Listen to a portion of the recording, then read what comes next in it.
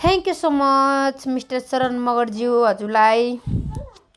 So hello and नमस्ते सबैजनालाई, स्वागत छ फेरि पनि मेरो मिनी भ्लगमा।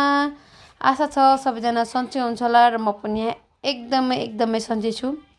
अहिले चाहिँ म काममा जानको लागि रेडी हुँदैछु। लाली पाउडर धसेर चिटिक्क पढेर चाहिँ म कामतिर लागेँ। आज चाहिँ म हिँड्दै जाँदैछु किनभने सफारीमा जाँदा जाँदा म करिब भइसकेको छु गाइज हैन। अनि म हिँड्दै गएँ, बाटोमा गएको भिडियोहरू चाहिँ मैले राखिनँ, अल्छी लागेको भिडियो बनाउनु। अनि पसल पुगेर हेरेको त गाइज म सरप्राइज भएँ, आज शरण दादा आइसक्नु भएको थियो काममा। वाउ। अनि दादाले बढाल्नु भयो, मैले टेबलहरू पुस्न थालेँ, यताउति सबै पुसेँ, लाइटहरू। अनि त्यस पछाडि खाना खाने टाइम हुन्छ हाम्रो, सधैँ चाहिँ हामी खाना खानतर्फ लाग्छौँ। आज चाहिँ एकदम अर्ग्यानिक थियो है मेरो काँक्रा गाजर। फटाफट गम कि गम खाना खाइसकेर चाहिँ हामी जान्छौँ सामान लिनलाई गोदाम। कस्टमरको झुमर लिन थियो हामीलाई चाहिँ, अनि सामानहरू लिएर आयौँ दोकानमा।